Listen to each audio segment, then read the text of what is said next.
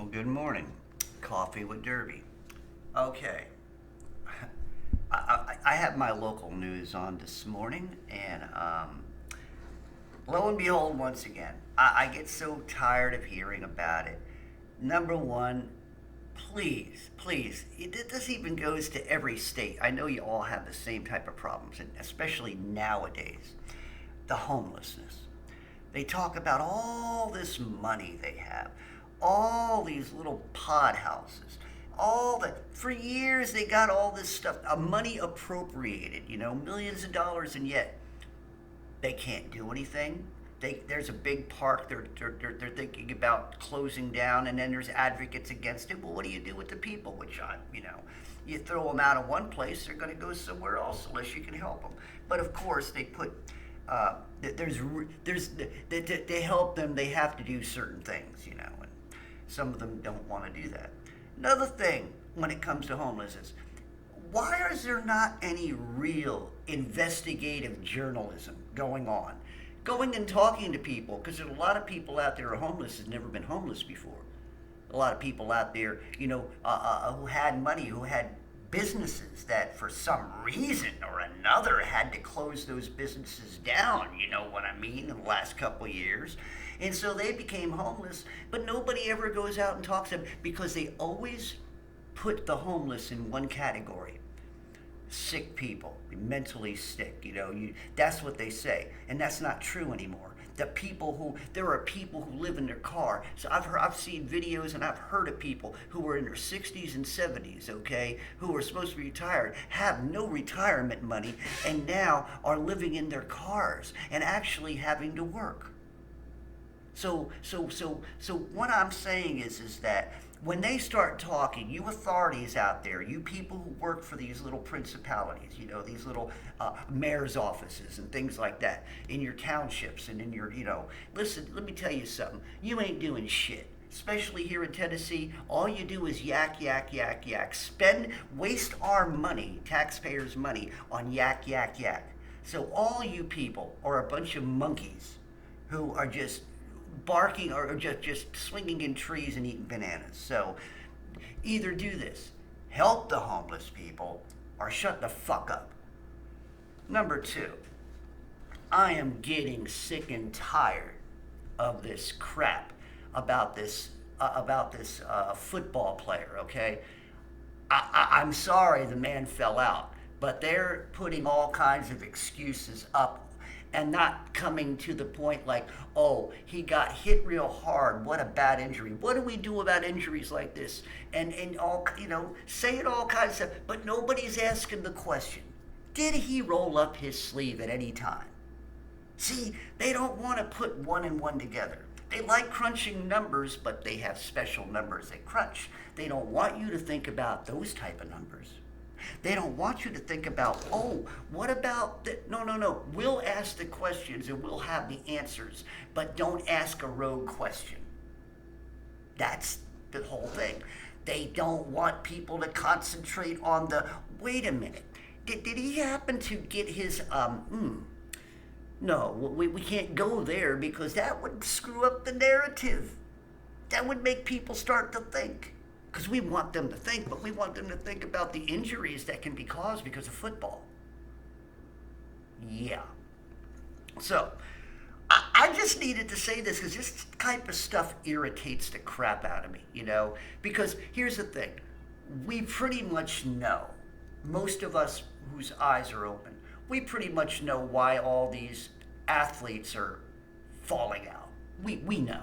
We can't say, but we know. They know, but they won't say. You see what I'm saying? Because they want you to think that he just got hit too hard. That they want it could end up being down the line. Here's what is going to pop up. Well, players don't eat properly, or they go out drinking. Maybe we need to stop the athletes from drinking, and that won't happen so much.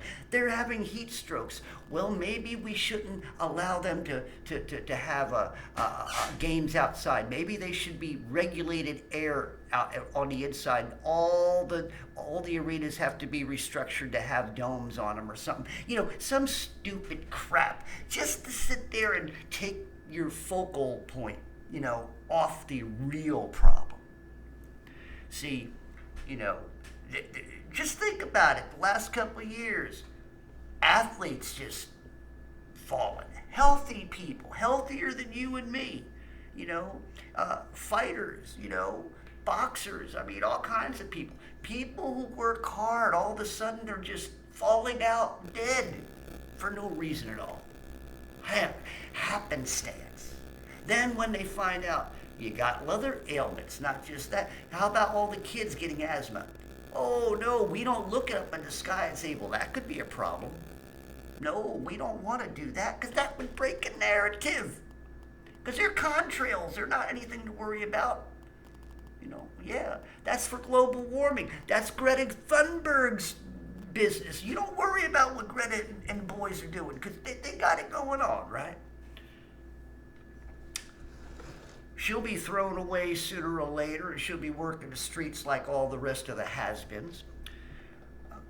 So anyway, I just thought I'd mention all that because this is getting ridiculous. Like I said, if you know what you ought to do, if you have a homeless problem there, call your local every day.